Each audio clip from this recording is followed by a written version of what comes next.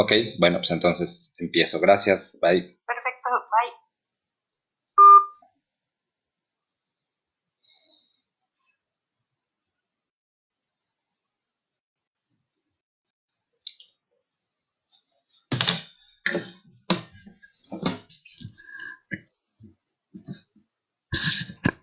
Pues muy bien, buenos días a todos. Creo que finalmente ya estamos aquí transmitiendo en vivo. Pues bueno, el tema que vamos a tocar hoy se llama de la, este, sociología de la pandemia o sociología de este fenómeno que estamos todos viviendo. Y bueno, quisiera empezar por algunos antecedentes. Mi nombre es Carlos Macías Vences, yo soy sociólogo de profesión y terminé la carrera a mediados de los 90 y entonces realicé mi tesis por allá del año de 1992 sobre el SIDA, que era una enfermedad que empezaba a quejar a la sociedad, empezó a convertirse en una pandemia, los números empezaron a crecer y entonces pues yo estuve en el Instituto Mexicano Epidemiológico y estuve revisando los números y bueno, de ahí sale mi tesis, me titulo en 1994 con este tema que tiene que ver con la expansión de una enfermedad, la transmisión, las políticas públicas, lo que implica, etcétera. Entonces, bueno, esto me da una cierta plataforma. Además, bueno, la tesis recibió un premio como un excelente trabajo de titulación. Y bueno, este es como mi antecedente tocando estos temas. Eh, quisiera empezar hablando sobre un autor que se llama Michel Foucault. Estoy pensando si me pongo lentes o no me pongo lentes porque necesito los lentes para ver los comentarios. Bueno, ya están empezando a conectarse algunas personas. Bueno, Michel Foucault es un filósofo que se vuelve el filósofo más leído en los años 60.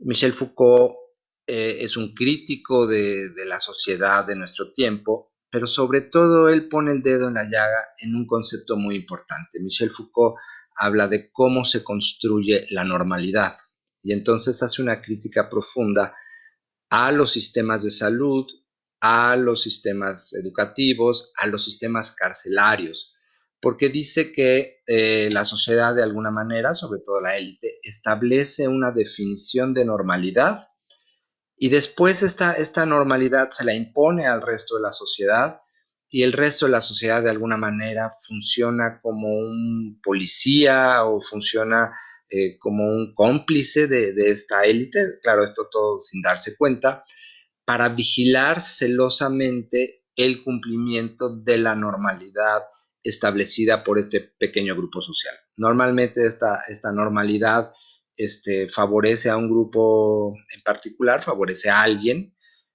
quien está en posibilidad de dictarla, y todos los demás nos sometemos sin darnos cuenta y además servimos a ese propósito, ¿no? Es como lo vemos en términos de la virginidad, por ejemplo, ¿no? Alguien por ahí impone que sería un criterio machista el valor de la virginidad y después vemos a todas las mamás custodiando la virginidad de sus hijas al servicio de tal vez lo que sería un interés machista o tal vez de convertir a la hija en objeto, etcétera. Pero de esta manera, una vez que se establece de alguna manera este concepto de normalidad, la sociedad se suma y es una celosa vigilante de este criterio. Todo lo que se establece como fuera de la normalidad se considera peligroso y por lo tanto lo metemos en los botes de basura que la sociedad tiene, que serían los manicomios, los hospitales, ni qué decir del tema de la salud mental, las cárceles, etcétera, ¿no? Entonces, Michel Foucault hace, bueno, uno de los libros que es La historia de la locura, que es de los libros más famosos que él escribe, en donde él pues establece la relatividad del criterio de salud, pero puede ser mental o física, ¿no? Y cómo se ha ido modificando a lo largo del tiempo y cómo lo que consideramos saludable en un momento resulta que es patológico en otro. Ahora, ¿qué tiene que ver Michel Foucault y su definición o la explicación que nos da en cuanto a la construcción de la normalidad con lo que está pasando actualmente. Actualmente sucede que la Organización Mundial de la Salud nos da al mundo entero un concepto de normalidad que tiene que ver con quédate en casa y tiene que ver con eres un agente peligroso que puedes transmitir el virus y por lo tanto una amenaza para los demás. Por lo tanto, no te acerques a las otras personas, aíslate y no seas como un agente transmisor de esto. El segundo elemento que yo quiero poner sobre la mesa dentro del análisis sociológico es que cuando una sociedad es democrática, las respuestas que produce son sumamente eh, heterogéneas. Si, por ejemplo, yo pongo un comentario controvertido en mi Facebook y este comentario pues, va dirigido al grueso de la sociedad, lo que normalmente recibimos sería un conjunto de respuestas diversas. Esas respuestas diversas tienen que ver con pues, las diferentes formas de pensar, los diferentes criterios, en fin. Prácticamente en nada la humanidad estamos totalmente de acuerdo. Tenemos diferentes formas de ver la vida, diferentes formas de resolver nuestros problemas, diferentes formas de entender una serie de cosas. Por lo tanto, los productos de una sociedad eh, democrática son heterogéneos. Vamos a suponer que haya, no sé, una empresa y entonces hay un consejo de administración y en ese consejo de administración todos tienen voz y voto. Si es verdaderamente democrático, lo que vamos a ver es que si ese consejo de administración tiene que nombrar al director, pues vamos a ver que de repente nombran a un director de unas características y de repente nombran a otro y en un lapso de tiempo suficientemente largo, en un horizonte, en una ventana de tiempo que nos permita ver el muestreo de un conjunto de directores, veríamos que esos directores son, digamos, todos distintos. ¿Por qué? Porque se están de alguna manera poniendo de acuerdo un conjunto de personas con diferentes ideas. Por lo tanto, a veces predominan una forma de ver las cosas y en otro momento predomina otra. Cuando lo que vemos es lo contrario, cuando lo que vemos es un producto homogéneo, o sea que la respuesta está hecha, digamos, toda siempre cortada con la misma tijera, entonces estamos frente a una dictadura, donde está prevaleciendo el criterio de una persona en particular, donde hay alguien que en una forma vertical está dictando una norma. Entonces no vemos esta diversidad. Esto también lo vemos en las redes sociales muy fácilmente, bueno, porque sabemos que hay este fenómeno de los bots y hay quien puede apoderarse de la opinión pública a través de bots. Y entonces de repente vemos que atacan a un comentarista en particular y entonces vemos que da una opinión con respecto de un tema y vemos que la respuesta se vuelve totalmente homogénea y entonces vemos cientos de comentarios todos idénticos, todos en el mismo sentido. Ahí sabemos que esa no está siendo una respuesta natural del grueso de la sociedad, sino que alguien lo está instrumentando y está artificialmente, digamos, dictando un punto de vista por encima del que sería el de la comunidad.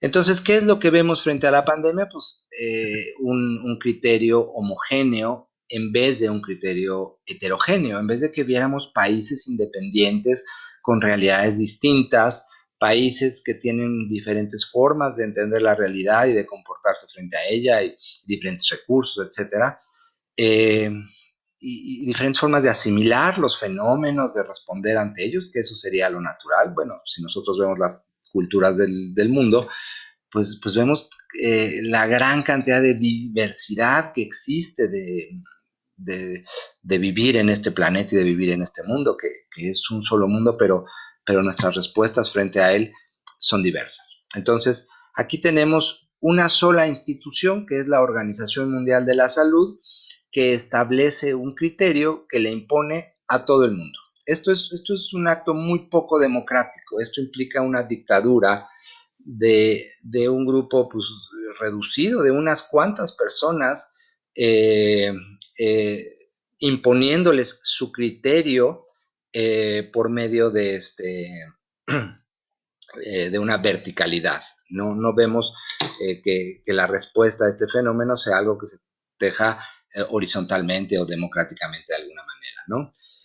Basta buscar en las redes sociales a expertos de diferentes países del mundo, médicos, personas que conocen el comportamiento de virus, etcétera, que tienen una opinión distinta, que tienen una forma de ver las cosas distinta, que ponen sobre la mesa variables que la Organización Mundial de la Salud no está poniendo. El tercer elemento a revisar es de qué manera la Organización Mundial de la Salud está conformada. ¿Nos representa a todos? ¿Representa a algunos? ¿Por qué la tenemos que obedecer? ¿Por qué se vuelve la autoridad absoluta? En un fenómeno más que ocurre demasiado rápido. Ahorita vamos a revisar como los aspectos de la pandemia a considerar y cómo se comportan los números, pero en esto que sería como el mundo científico, pues normalmente la verdad se tarda en construirse porque necesitamos confirmar una serie de cosas, necesitamos comprobar nuestras hipótesis de muchas maneras. Y aquí la Organización Mundial de la Salud, con muy poca información, impone un criterio único. Ahora, ¿quién nombra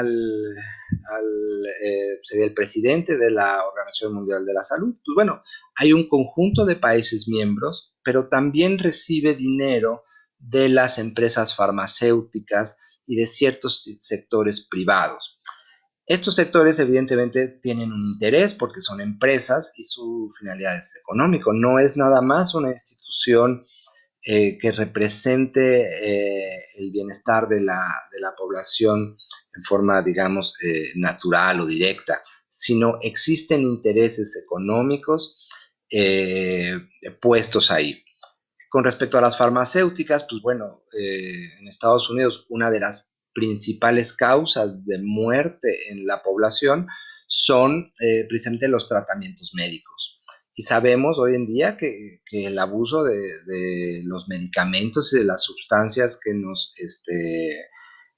suministran las empresas farmacéuticas tiene mucho más que ver con sus negocios y su interés digamos, de generar utilidades que directamente con la salud de las personas.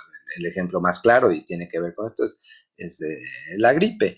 La gripe se cura con reposo y tomando muchos líquidos y vitamina C. Sin embargo, si uno va a una farmacia, encuentra una cantidad enorme de medicamentos contra la gripe. Sin embargo, ninguno de estos medicamentos nos cura. Lo único que nos cura de la gripe es nuestro sistema inmunológico.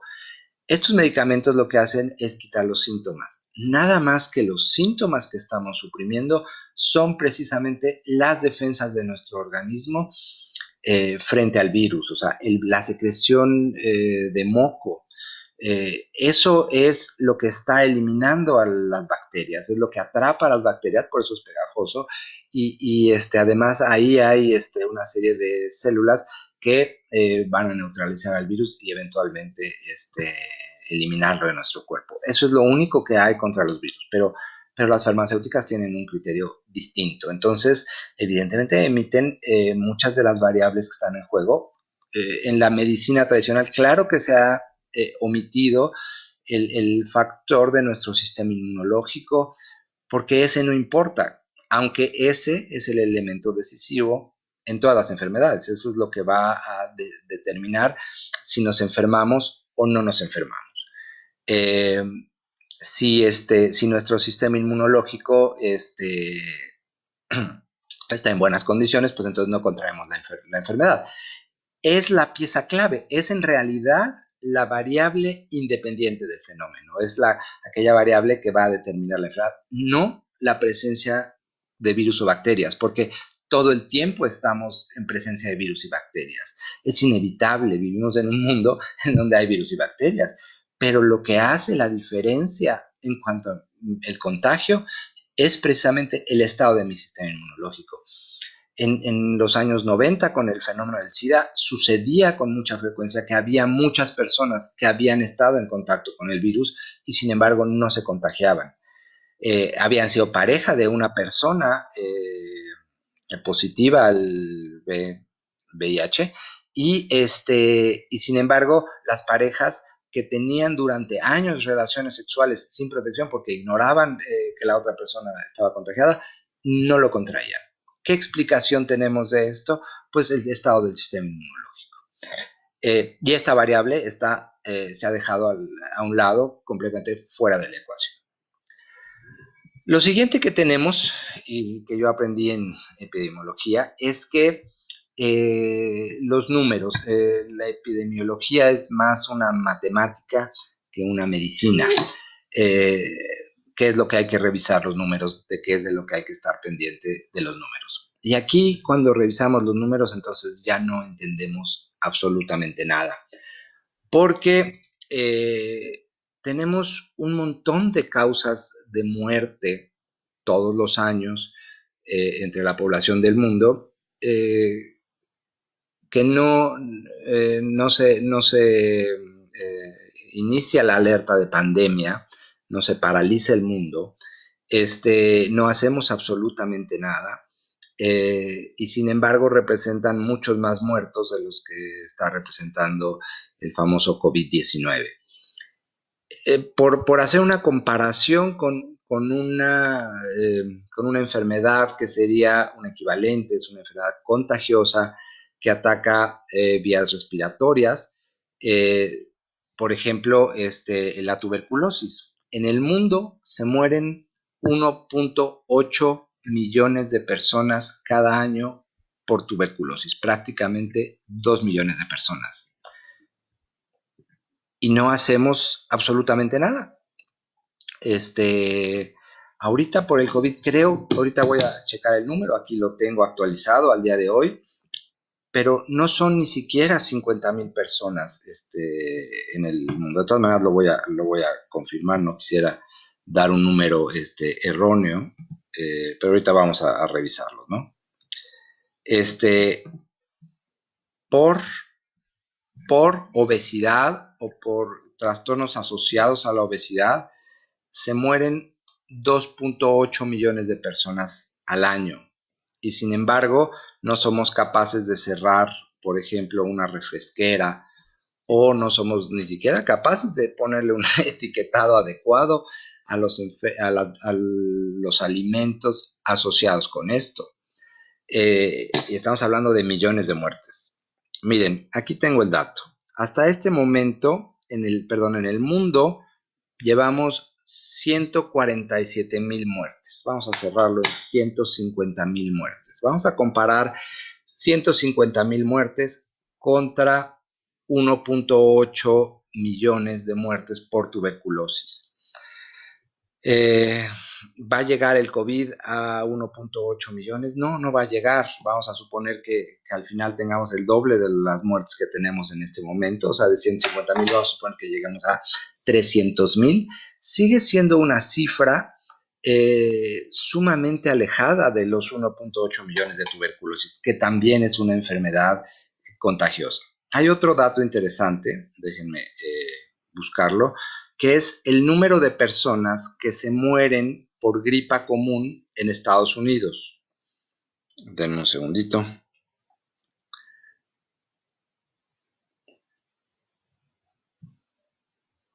En Estados Unidos, en promedio, cada año se mueren por gripa común, me parece que el número era 80,000 personas. En Estados Unidos llevamos hasta ahorita 33,000 muertos, ¿sí? Estamos muy lejos de los 80,000 por gripa común. Y también en Estados Unidos hay muchas personas que están diciendo que la cifra está incrementada, que hay personas que mueren de otra cosa, pero al hacerles la prueba y dan positivos de COVID-19, entonces la muerte se registra como muerte por COVID-19. Ahora, cuando nosotros le ponemos la lupa a cualquier padecimiento, al que sea, inmediatamente el número de casos se va a disparar exponencialmente porque la atención pues está puesta ahí. En el caso de la tuberculosis, evidentemente las muertes reales por tuberculosis es un número mucho mayor. En el artículo en donde consulté la cifra que me dio 1.8 millones, dice ahí que bueno, es un cálculo estadístico, que la cifra se presume en mucho más, pero hay muchos que evidentemente no se registran como tales o no se conocen o la gente muere con un diagnóstico equivocado, en fin. Pero cuando nosotros le ponemos la lupa a un fenómeno en particular, entonces evidentemente ese fenómeno se va a disparar y va a crecer hasta por un fenómeno de sugestión. La gente va a tener pánico, la gente va a correr a hacerse la prueba que de otra manera nunca se la hubiera hecho, en fin. Entonces, por el simple hecho de ponerle la lupa a un fenómeno, pues entonces lo vamos a incrementar, ¿sí? Entonces, si cada año se mueren en Estados Unidos estas más de 80,000 personas por gripe común y no hemos hecho nada, año con año, 80,000 personas muertas por gripe común y no hemos hecho nada. Todavía por el COVID-19 tenemos una tercera parte de eso, ¿no? Porque además de estas 80,000, pues el COVID, el coronavirus es un virus que ya existía, entonces ya veníamos teniendo un número de muertes, digamos, o sea, de ese horizonte de 80,000, pues un pedacito ya pertenecía al coronavirus desde antes, ¿no?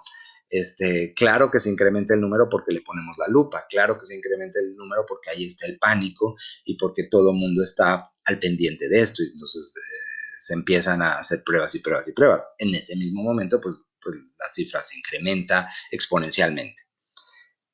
En Estados Unidos se mueren por diversas causas 3 millones de personas al año. Llevamos 30,000 muertos por COVID. O sea, si lo comparamos, ni siquiera estamos aumentando la mortandad, o sea, no es como que vamos a ir al futuro y vamos a ver que en el año 2020 aumentó la tasa de mortalidad del mundo. No va a suceder eso. Los muertos están dentro de los márgenes que oscilan. Bueno, en el caso de Estados Unidos, que es la fuente que yo uso porque me parece que tiene números bastante confiables, en esta tasa de 3 millones de muertos por los 300 millones de habitantes que tienen. Estos 30,000, y si al final son 100,000 o si al final son 200,000, están dentro de la tasa de mortalidad normal. Y estos son los números, ¿no? Lo que no es normal, lo que se sale de toda normalidad, es la reacción que hemos tenido. Es como ¿cómo se llama? El, o sea, los gobiernos han impuesto pues prácticamente la quiebra de la economía mundial. Y es chistoso porque estamos, digamos, supuestamente tratando de salvar algunas vidas, pero no nos han presentado una cantidad de información que sería fundamental para tomar las decisiones en un mundo democrático, ¿no? Así como en la historia hemos mandado gente a la guerra y nos han dicho que es necesario para defender una serie de cosas y hemos mandado matar a jóvenes que han luchado en diferentes confrontaciones que ha habido entre los países y esto está justificado, ¿no? Porque se alega como un beneficio mayor. Ahora pasa a la inversa, pero no nos checa, ¿no? Que por salvar unas cuantas vidas, pues entonces, y repito, unas cuantas vidas que no modificarían la tasa de mortalidad del mundo, va a generar la quiebra de la economía mundial. ¿Y cuántas muertes se van a incrementar o cuántos muertos vamos a tener?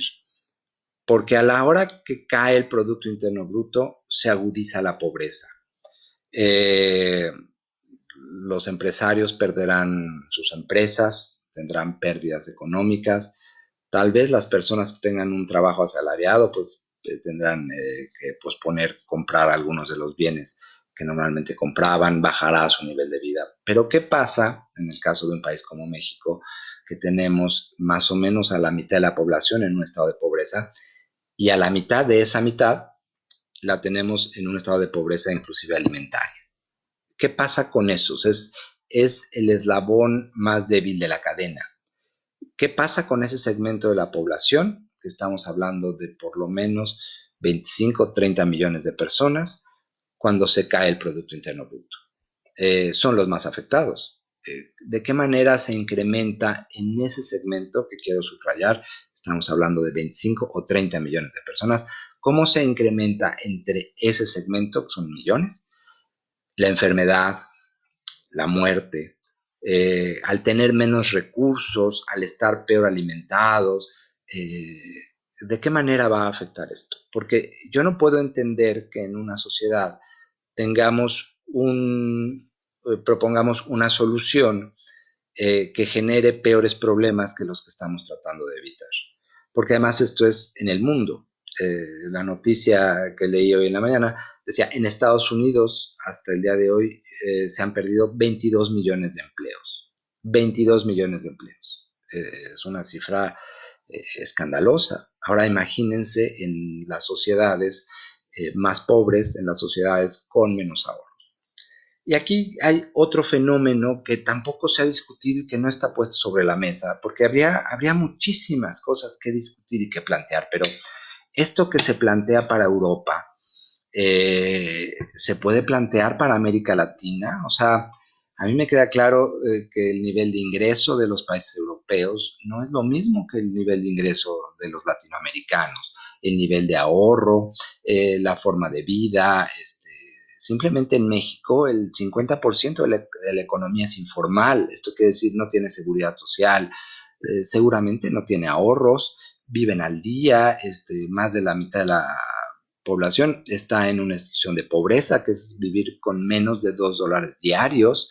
Eh, entonces, esta norma de quédate en casa que se le aplica a un país como Suiza, en donde, pues en Suiza no es raro encontrar una persona que trabaje 6 meses al año y los otros 6 meses se dedique a viajar por el mundo o a hacer alguna otra cosa, porque el ingreso de 6 meses es suficiente para los otros 6 meses, porque son lugares donde hay muchos más largos periodos de vacaciones, donde la gente trabajando durante menor tiempo obtienen lo necesario para sobrevivir durante mayor tiempo. Pero en los países pobres nos pueden aplicar este criterio. ¿Es viable? Y lo otro es que hay una serie de afirmaciones y una serie de situaciones que se vuelven poco científicas o nada científicas. Eh, en México hay un 75% de la población que no está acatando las disposiciones. Los pueblos medianos y pequeños, inclusive en la ciudad de Toluca, donde fui el otro día, pues el mercado está abierto, tiendas de todo tipo, la gente está en la calle, no vemos esto que hemos visto en París o en Suiza o en Italia, en fin. El gobierno ha intentado decirle a la gente que cierren sus locales, sin embargo ha fracasado. En un pueblo cercano a donde yo vivo, quisieron prohibir el tianguis del domingo, los tianguistas cerraron la carretera y el gobierno tuvo que ceder y finalmente el tianguis se puso y la gente fue a comprar como siempre lo ha hecho. El asunto es, ¿este pueblo va a desaparecer porque no siguió las normas? ¿Este pueblo va a haber incrementado el número de contagios? ¿Este pueblo va a haber saturado su sistema de salud y por lo tanto incrementado el número de fallecimientos? Hasta este momento no, hasta este momento no es así, no vemos esta correspondencia. Tal vez el calor sea un factor, tal vez el promedio de edad de la población es un factor, tal vez el sistema inmunológico más resistente de poblaciones más pobres que están más en contacto con bacterias a diferencia de los que viven en el mundo desarrollado, en donde todo está más esterilizado y por lo tanto su sistema inmunológico requiere de menos fuerza, no sé, pero todos estos factores no se han revisado y no se han contrastado. Eh, entonces, bueno, frente a esto surge la duda de si estas eh, imposiciones que estamos recibiendo de la Organización Mundial de la Salud, pues corresponden a modelos científicos, porque lo único que hemos visto son unas bolitas ahí rebotando unas con otras, y entonces si reducimos, ¿no?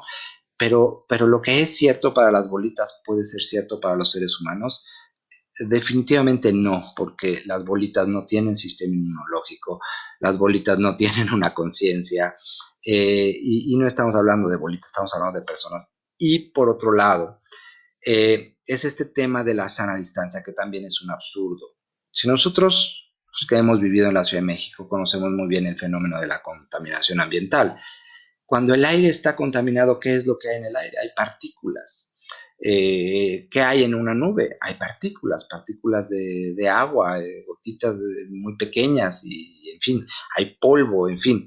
El aire está lleno de partículas. Muchas de estas partículas son mucho más grandes que un virus. Un virus es una de las partículas más pequeñas.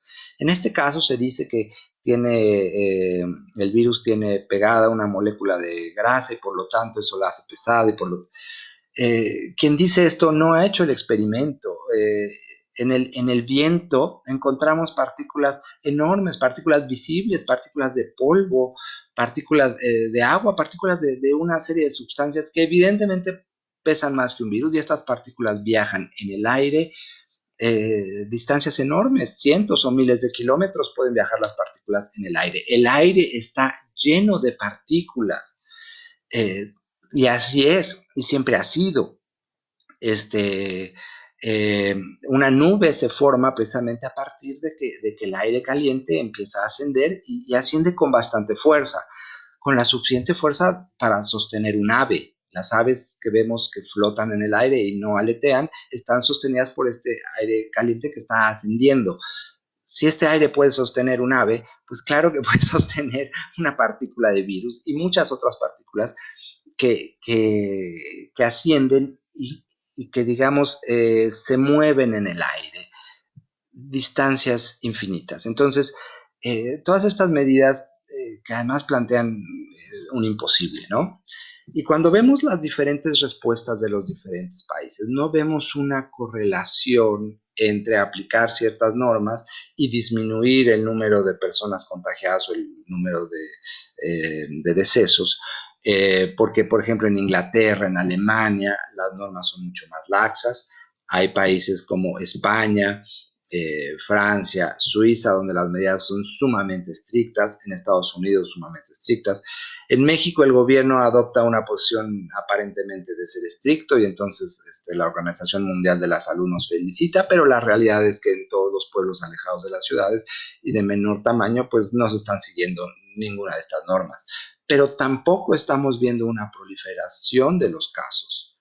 En fin, pero habría que científicamente contrastar esto.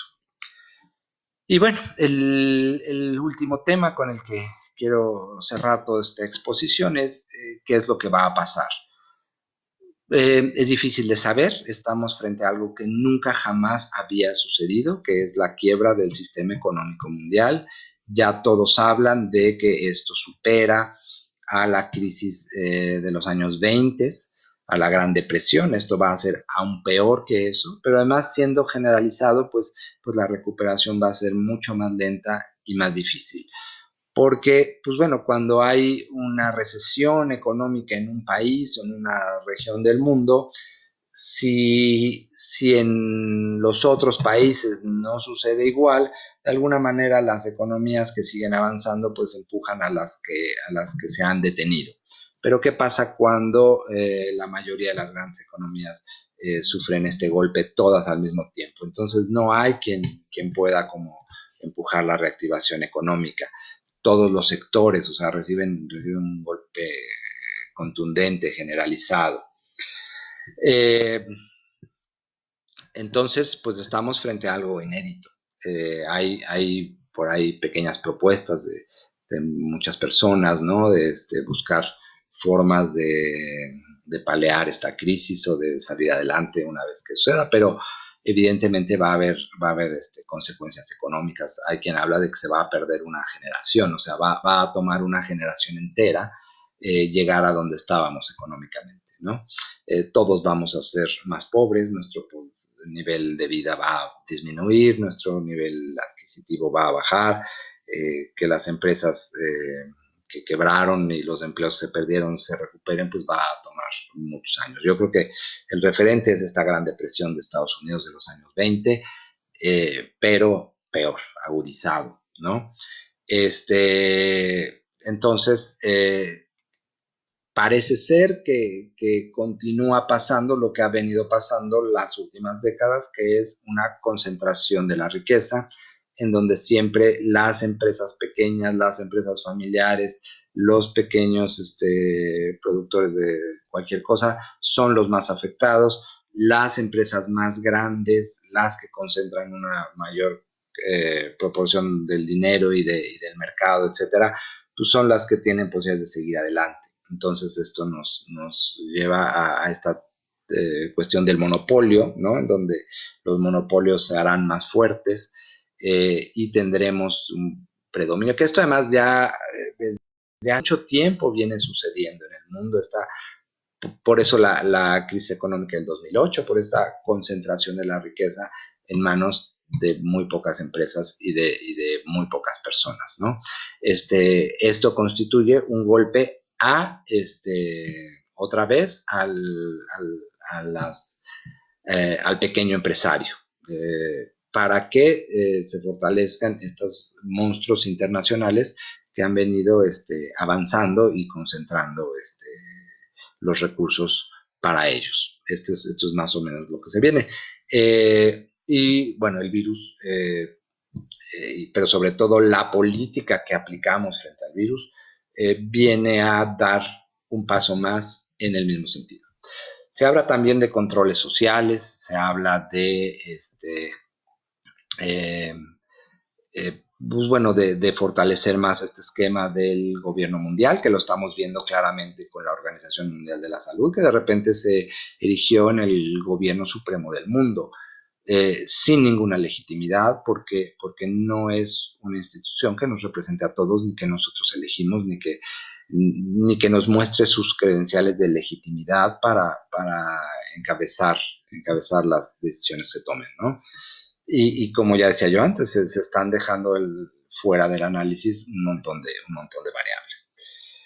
Y lo último es que la columna vertebral de esto, y esto es bien sabido por quien toma estas decisiones, es que el miedo, si tú quieres gobernar a un grupo de personas, pues inculcales miedo y entonces ese es digamos, van a evitar el riesgo y entonces es la manera de controlarlos y manipularlos. El manejo de los medios de comunicación ha sido impresionante con respecto al miedo. Cuando murió la primera persona en México, y estamos hablando de una sola persona, cuando en México cada año fallece más o menos 1 millón de personas por diversas causas, pero hubo un noticiero de los más escuchados, de la radio en la tarde, que dedicó el programa entero a un solo fallecimiento. Y cuando terminó ese noticiero y seguía el programa de deportes, todo el programa de deportes se dedicó a exactamente el tema del coronavirus, en un momento en donde todavía no había pues no representaba el problema en el que se ha convertido. Y lo otro que no nos cuadra y también resulta imposible de comprender es lo que ha pasado con China. China, teniendo una de las mayores poblaciones del mundo, son 1.000 millones de chinos, por lo tanto, por matemáticas elementales, sería el último país en salir de la cuarentena. Y sin embargo, algunas de las principales ciudades de China nunca entraron a la cuarentena. Ciudades como Pekín nunca entraron a la cuarentena, cuando si hay un lugar donde hay concentración de población es en China. En China hay ríos de gente. Yo creo que China es un lugar donde resulta difícil estar solo porque en todos lados hay muchísimas personas, porque son 1.000 millones de personas, sí en un territorio extenso, pero aún así el número de personas rebasa la densidad de población de la mayoría de los países. Y sin embargo, vemos que China ya está fuera de la pandemia y que muchas de sus ciudades no enfrentaron esta parálisis a las que nos están sometiendo a otros países. Tampoco es explicable cómo aumentó el número de casos en Irán al mero principio de todo esto. En fin, ¿por qué crece en ciertos países? Pues rebasa toda comprensión del número de población, la densidad de población, las interacciones, las políticas que enfrentan, etcétera. Más bien es como algo sumamente arbitrario. Eh, en fin, pues bueno, esta es la exposición. Dejo un espacio para preguntas y respuestas. Me gustaría ver si hay alguna pregunta y contestarla.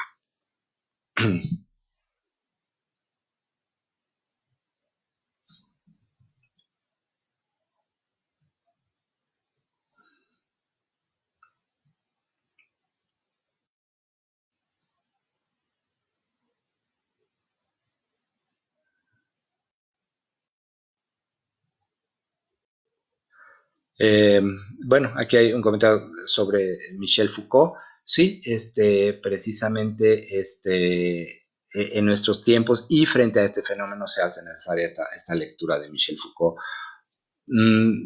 Porque otra vez estamos, a mí me llama mucho la atención cómo la gente se ha sumado a hacer quédate en casa.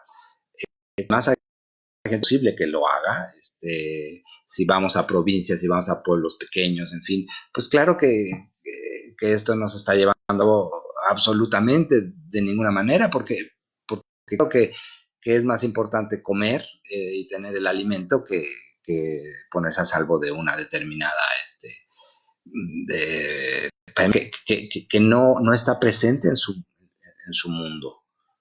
Este, bueno, saludos, interesante.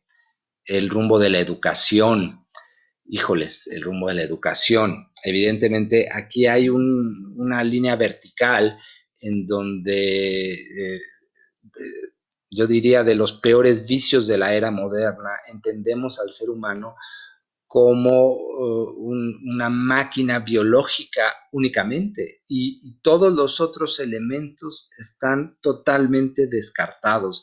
Inclusive hemos avanzado mucho en esta relación de las emociones con nuestro sistema inmunológico y la actitud de vida de una persona y a las posibilidades que tiene de enfermarse y esto que sabemos de Wilhelm Reich.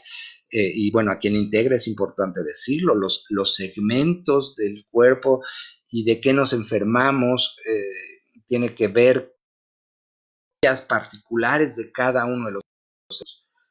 En este caso, el virus ataca los pulmones, que sería el segmento del amor. Ahí hay un gran mensaje y, digamos, un Chopra decía, abre tu corazón antes de que un cirujano lo haga por ti. En ese sentido, pues sí hay un tema del amor al segmento de los pulmones. Esta Organización Mundial de la Salud solamente ve como máquinas biológicas y no está contemplando todo el avance que hemos tenido durante por lo menos la segunda mitad del siglo XX y hasta nuestros días, de entender que somos seres holísticos, de que somos seres integrales, que existimos en un conjunto de dimensiones. Y entonces evita el contagio en tu casa, cuando eso peora el aislar a las personas, en no dejar que el sol, en fin, y resulta en una comprensión del ser humano desde mi punto de vista sumamente incompleta, por decirlo menos. Entonces, la educación, digamos que tenemos que recuperar que somos los seres humanos, no somos máquinas, este entendimiento de un montón de aspectos los mismos, en parte interesante,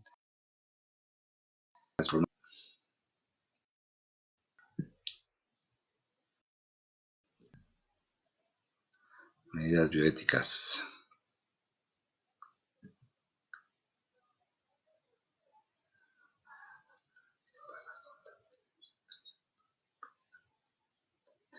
La violencia que el sector médico está enfrentando. Eh, bueno, lo que pasa es que detrás de todo esto hay un botín político, ¿no?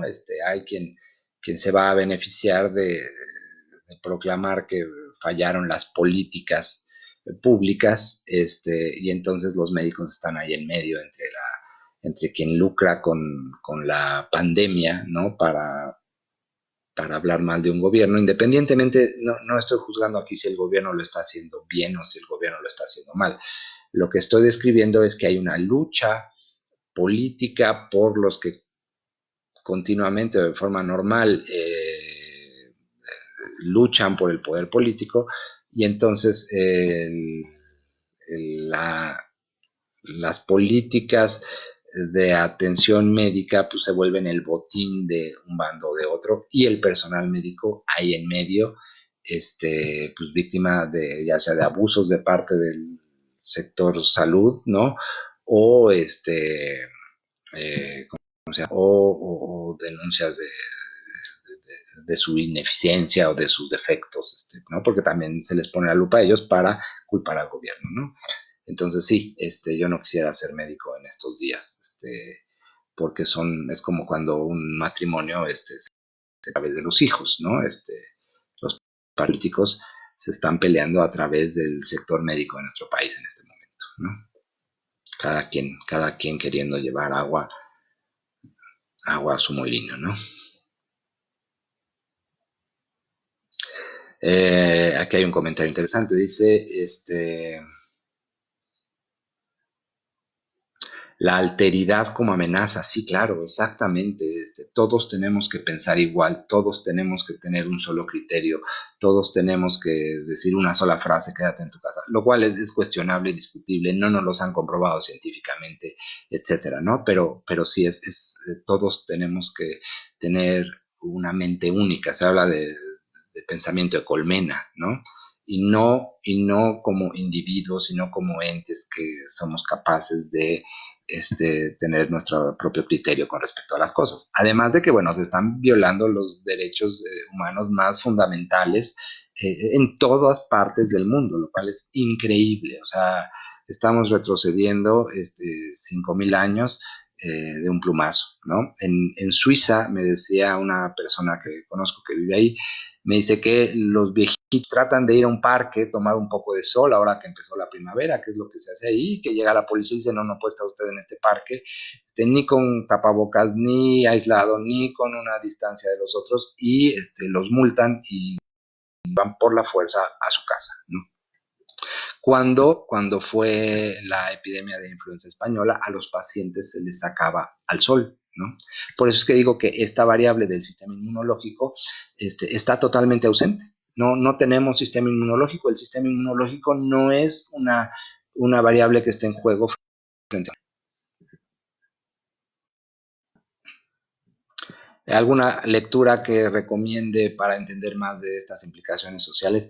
Michel Foucault, inclusive hay videos maravillosos de Michel Foucault en YouTube, muy ilustrativos, y yo creo que Michel Foucault se vuelve vigente en este momento, se vuelve el autor que hay que leer y entender, y traducido a esta nueva normalidad de la pandemia, impuesta por la Organización Mundial de la Salud, y donde todo mundo se vuelve un celoso guardián de esa normalidad, sin darnos cuenta.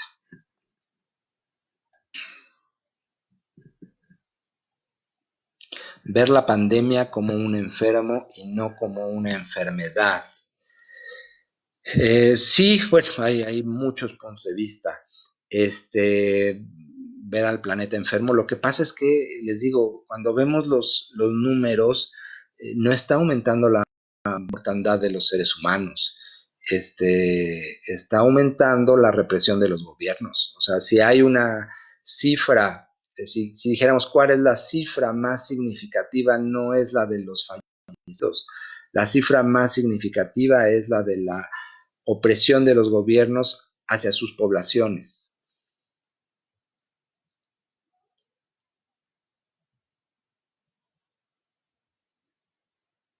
Dice, ¿qué medidas debería de tomar la población que vive en pobreza para sobrevivir a mediano y largo plazo? Eh, pues por lo menos, a ver, todos corremos riesgos todo el tiempo, o sea, todos al final del día nos vamos a morir para empezar. Pero además, cada día que vamos a trabajar enfrentamos un conjunto de riesgos.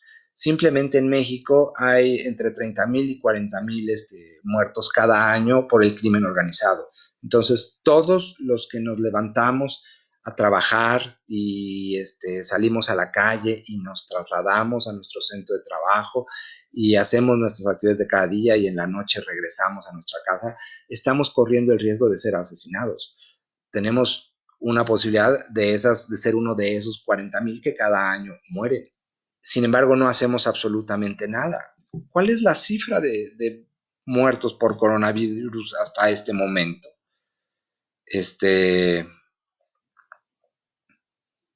En México, se los voy a dar. Estamos hablando de 487 muertos. O sea, 40,000 muertos por el crimen organizado y no movemos un dedo. 486 muertos por el coronavirus y le quitamos las libertades inclusive de sobrevivir a todos los mexicanos. Claro, mucha gente me dirá, no, pero es que esa cifra de 400 muertos va a aumentar. ¿A cuánto quieren que aumente? ¿Quieren que aumente 10 veces? Supuestamente vamos a la mitad de la curva, entonces supondríamos que va a medio a duplicar. Pero vamos a multiplicarla por 10. Si fueran 40,000 muertos, aún serían la mitad de los que genera el crimen organizado. Y el asunto no es que esté bien que mueran por el crimen organizado, el asunto es que no movemos un dedo por los muertos del crimen organizado y salimos a trabajar todos los días y corremos ese riesgo y vivimos con ese riesgo. Por eso no es de extrañarse que la gente pobre sin recursos pues siga corriendo el riesgo que tenga que correr para sobrevivir, porque todos los días así lo ha venido haciendo. Y para todas estas personas, y yo sí creo que con gran sabiduría, entienden que hay muchos otros riesgos mayores que el del coronavirus, sin que ellos estén consultando las cifras, ¿no? Eh, gracias, Wadis. Susana, hola Susana, ¿cómo estás? ¿Cuál podría ser el objetivo de poner en quiebra la economía mundial? Ahí hay muchas teorías, yo no me atrevería a afirmar una en particular. Voy a decir lo que es evidente. Primero se habla de una guerra comercial entre China y Estados Unidos y que tal vez el mundo entero somos rehenes de eso. Pero hay otra cosa muy evidente. Cuando imagínense que alguien quiere comprar una casa en un fraccionamiento y entonces va y se va ahí al servicio médico forense y agarra los cadáveres que nadie ha reclamado y los avienta en terrenos de este fraccionamiento. Y además les da un balazo en la cabeza. Digo, ya están muertos, pero les pone un balazo en la cabeza. Y entonces empieza a difundir un chisme de que están apareciendo cadáveres y que tienen un balazo en la cabeza y que están matando a la gente, etcétera. Aunque nadie conozca a los muertos, nadie sean amigos de nadie, pero hay muertos. Y ahí automáticamente va a empezar el rumor de yo es que yo sí los conocí, es que yo vi cuando lo mataron, es que una amiga de un amigo de un amigo era su novia, su novio, su hermano, su no sé qué. ¿Qué pasa con el valor de las casas en ese fraccionamiento? Pues todo el mundo se va a aterrar, va a tener pánico y va a vender su casa por miedo a ser el siguiente que muere. Eh, en ese momento el valor de las casas se cae drásticamente y el dinero y quien quería comprar una casa en ese fraccionamiento, pues lo puede hacer al menor costo. O sea, en la economía del mundo cada vez está más de moda estos quebrantos de la economía, estos colapsos económicos, donde el grueso de la población perdemos y a fuerzas alguien gana, porque en un sistema económico de especulación, pues la pérdida de uno es la ganancia de otro. ¿De quién es la ganancia? Del que está en posibilidades de comprar barato. ¿De quién es la pérdida?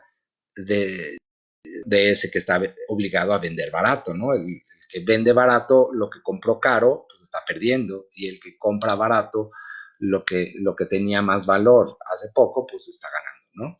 Entonces, ese es un primer escenario. Y lo otro es esto que también ha venido sucediendo, que no es nuevo, que es la proliferación de estas grandes empresas internacionales que acaparan los mercados de todo y que todos los pequeños productores o los pequeños prestadores de servicios frente a estos crisis que cada vez son peores, ¿no? ¿No se han fijado que cada vez pasan cosas peores en el mundo? O sea, como que antes no sucedían estas catástrofes mundiales, ¿no? Y claro que ahí el estar mejor comunicados juega en contra de nosotros, porque, porque entonces la onda expansiva de una mala noticia es mucho mayor.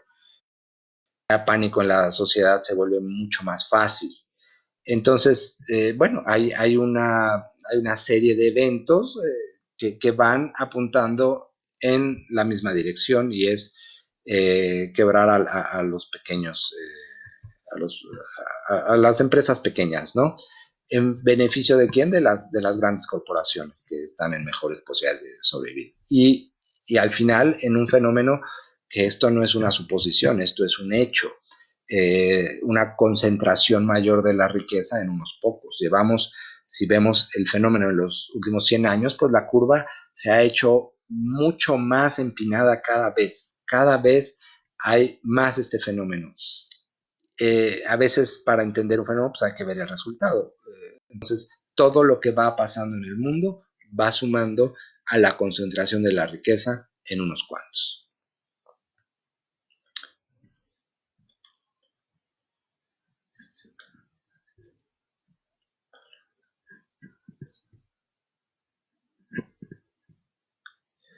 Eh, Aquí hay una pregunta, dice la bioética. Ya hay varias preguntas en el sentido de la bioética. Híjoles, pues bueno, es una discusión, no sé si infinita, ¿no? ¿Qué vida tiene más valor, ¿no? Normalmente también ahí estaría, si podemos evaluar criterios, eh, o sea, si es cualitativo o cuantitativo, ¿no? Lo hacemos cuantitativo, o sea, la cantidad. Quien va a vivir más años tiene prioridad por encima de quien va a vivir menos años. Y dejamos de ver la cualidad, o sea, las características de esa vida, ¿no? Si era una persona más productiva, si era una persona tal vez que podemos decir tenga una función en la sociedad, que dé frutos valiosos, o tal vez un joven que no ha hecho nada de su vida y que es un vago, un drogadicto, pero tiene derecho a vivir por encima tal vez de una persona mayor que sea un profesor que tiene un gran conocimiento que sería interesante o valioso conservar. Sin embargo, el criterio es solamente cualitativo, pero eh, bueno, eh, es una decisión difícil quién vive, quién no vive, qué criterio aplicamos, ¿no? El criterio cualitativo, que serían las características de la persona y no nada más cuántos años tiene, también sería difícil de determinar qué funciones son más valiosas para la sociedad. No me parece del todo erróneo, pero, pero bueno, si hay recursos limitados y por el otro lado no se puede atender a todos por igual, pues se tienen que tomar decisiones de, de a quién le otorgas la atención. Sin embargo, lo que es muy interesante, que tampoco se ha tocado, es eh, que decía yo, esta visión del ser humano como un ser integral. ¿Cuáles son los factores que precipitan morir por este virus? Porque ¿cómo es posible que hay gente que no le pasa absolutamente nada y hay gente que se muere inevitablemente? Entonces, ¿cuál es la diferencia? ¿Qué hay en medio de estas dos posibilidades? De estos no se nos ha dicho, no se ha hecho. Yo siento que este sería el tema a investigar, es que hemos encontrado que las personas que sobreviven o que resisten el virus tienen este conjunto de características y vamos a propiciarlas. Y no simplemente decir es fortuito como si te sacaras la lotería, lo cual no es así. Y quiero ser muy enfático, no es una lotería. ¿Cómo has vivido tus últimos años? O sea, decía yo el tema del amor, el cuarto segmento, que es el segmento del corazón, también el tema de respirar, que es muy importante, cuál es tu relación con el aire que respiras, qué significado tiene para ti esa inhalación y esa exhalación que haces.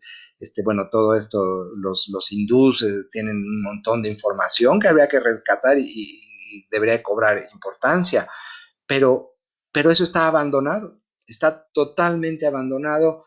¿Quién se agrava por este virus? Porque el virus es el mismo, suponemos, ¿no? Suponemos que es un virus que tiene herramientas en las diferentes personas. Entonces, ¿cuáles son los elementos que hacen esa diferencia? Que haya personas que den positivos y estén sin ningún problema y haya personas que les cueste la vida. Esos son los elementos en los que nos deberíamos de concentrar y son elementos que en la investigación actual están totalmente hechos a un lado y abandonados. Cualquier título de Foucault, bueno, está la historia de la locura en Occidente. Hay otro que se llama las palabras y las cosas. Las palabras y las cosas creo que es uno chiquito, es el último, mientras que la historia de la locura en Occidente son varios tomos, es todo un libro muy grande, muy caro y escaso. En cambio, las palabras y las cosas es de los últimos que escribió y de los más chiquitos, en donde podemos obtener la esencia del pensamiento de Foucault, que con esto que está pasando se los recomiendo ampliamente.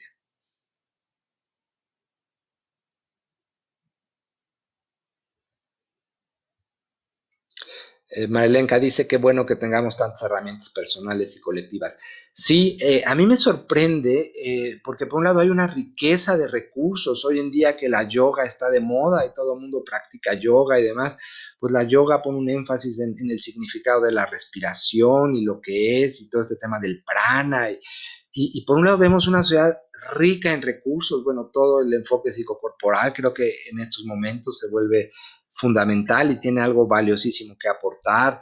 Todo lo que sabemos en términos de los elementos psicosomáticos, todo es arreglado en la sociedad, está ahí al alcance de nuestras manos. Por otro lado, todo eso está ausente del discurso oficial y de estos gobiernos internacionales que están en un solo tema y toda la otra, digamos, movimiento que existe brilla por su ausencia.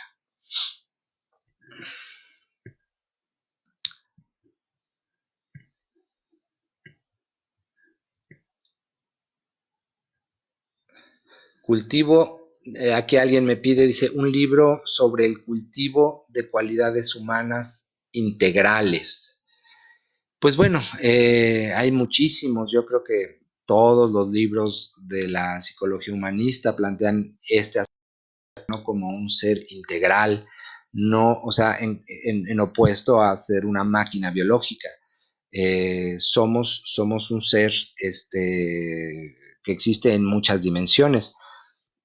Pero bueno, todos los autores del enfoque psicocorporal, hay un libro muy bueno de Ditchwald que se llama Cuerpo-Mente, que a mí me gusta mucho, Alexander Lowen, bioenergética, Wilhelm Reich, la función del orgasmo, bueno, los libros de Ken Wilber, ¿no? Que hace toda esta exploración de la dimensión espiritual del ser humano.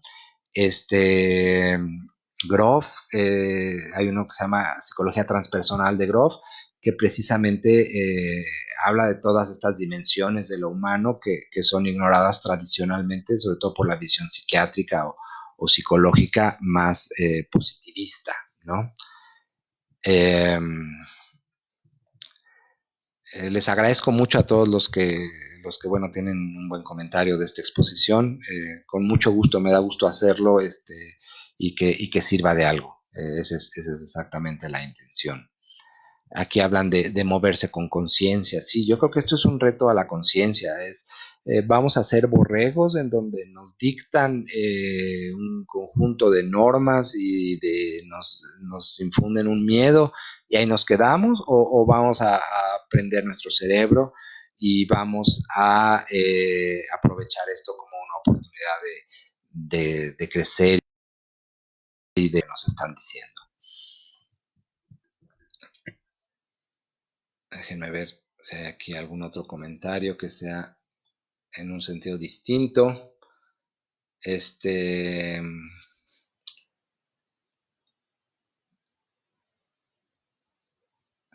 Dice, oráculo del cuerpo, dice, todos en algún punto vamos a morir.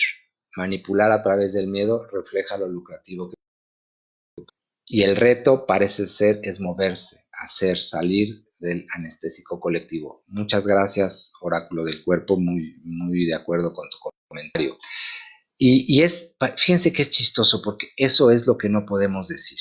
O sea, al final todos nos vamos a morir, pero este salvar la vida, que de esto habla Eric Fromm en el libro Tener o Ser. Él dice, en el mundo capitalista, la vida se ha convertido en una posesión. Y entonces hay que preservar la vida a toda costa. Y ese es el error, porque entonces la vida deja de ser, la vida es un medio, la vida no es un fin en sí mismo. La sociedad capitalista ha convertido la vida en un fin en sí mismo. Y entonces hay que sobrevivir a costa de lo que sea. Aunque quebremos la economía del mundo, pero hay que sobrevivir. Hay que salvarnos. ¿Salvarnos de qué? Si al final nos vamos a morir. Pero esto me atrevo a decirlo aquí, pero no me atrevería a decirlo tal vez al público en general, porque en ese momento, ¿no? No se trata, lo decía también este poeta chapaneco, no es tu vida la mía, es la vida. Y todos estamos aquí de paso. Y si no nos morimos de coronavirus, nos vamos a morir de otra cosa. Pero el miedo no puede gobernarnos, no debe gobernarnos, ¿no? Tenemos que seguir adelante. Y el día que nos toque partir, pues tendremos que irnos con un poquito de dignidad y entender que hasta aquí llegamos y punto final, ¿no? Claro, esto es difícil, no nos preparan para morir, ni nos preparan para aceptar que la vida es finita. Vivimos aferrándonos a la vida como de lugar y evitando todo riesgo, pero al evitar todo riesgo evitamos la propia vida, ¿no? Y nos cuesta trabajo entender eso también, ¿no? Pero por eso es que el miedo tiene tanto poder de manipulación, ¿no? Por eso es que queremos salvarnos a toda costa, ¿no? Cuando eso es exactamente lo único que no vamos a poder hacer al final. Si no nos morimos de una cosa, nos morimos de otra. Y no es tan peor morirse ahora que morirse después, porque ¿qué nos garantiza en qué condiciones vamos a morir más adelante, ¿no? Pero toda esta lucha y esta resistencia al tema de morir es lo que también explica mucho de este fenómeno de manipulación, ¿no? Porque es como si nos pudieran ofrecer salvarnos, lo cual pues será un ratito, pero hasta ahí, ¿no? Les digo, si no es por una cosa es por otra, ¿no? Pero yo creo que este tema de la muerte y del miedo a la muerte, y les digo, está en Eric Fromm. Eric Fromm dice, antes no había este miedo a la muerte. Es la sociedad capitalista que convierte la vida en una posesión que nos aferramos a ella. Y entonces la vida deja de servir a un fin. Y podemos ofrendar la vida por una causa. Y entonces perdemos la vida, pero, pero a favor de una determinada causa. Pero si la vida es una posesión, entonces, y ese es el gran error. ¿Sí?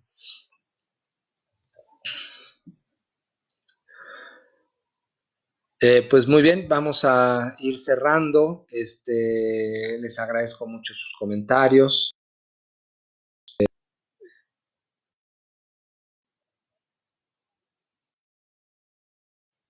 Eh, no veo mucho más. No sé si haya alguien considere que haya un punto por ahí que falte. Ken Wilber diría que por uno de los cuadrantes. Exactamente, Ken Wilber nos habla de que en cuatro posibilidades. O sea, todo existe en el área del significado, todo existe en el mundo material. Hablaba yo de la máquina biológica. Y entonces, viendo al ser humano como una máquina biológica. No sé, seguramente les llegó, ¿no?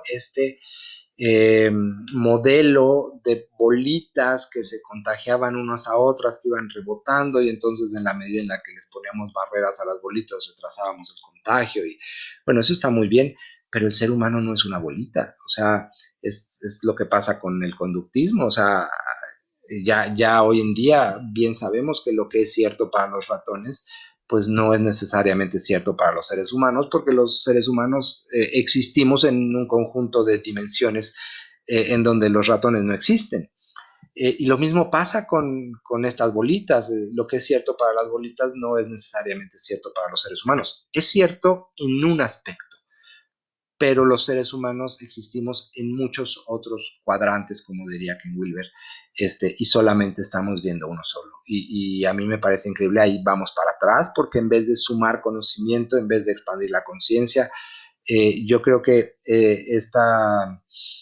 por lo menos en este siglo XXI, hay un despertar a la espiritualidad, hay mucha gente haciendo yoga, hay mucha gente meditando, hay mucha gente leyendo el Cábala y bueno, hay una, digamos, un retomar una serie de prácticas espirituales importantes y por lo tanto, digo, y por otro lado, la Organización Mundial de la Salud reduciéndonos a bolitas, ¿no? Como si no hubiéramos aprendido nada los últimos 150 años. Pues muy bien, vamos acercándonos al final. Déjenme nada más ver alguno de estos. Hola Julisa, qué gusto que andes por aquí. Un gusto saludarte. Este,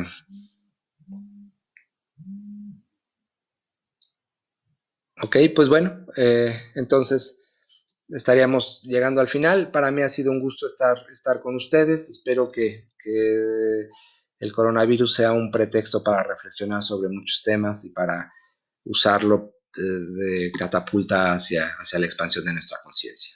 Bueno, les mando muchos saludos a todos. Aprovechemos este tiempo de haciendo todo eso que a veces no hay tiempo para hacer. Marilenka, muchas gracias por la invitación. Para mí es un gusto siempre colaborar con Integra en la medida en la que puedo. Es un proyecto en el bueno, que lo quiero profundamente y bueno, aquí estoy con todo gusto cada vez que haya oportunidad. Muy bien, pues un saludo a todos, muchas gracias por sus comentarios y bueno, estamos en comunicación. Saludos.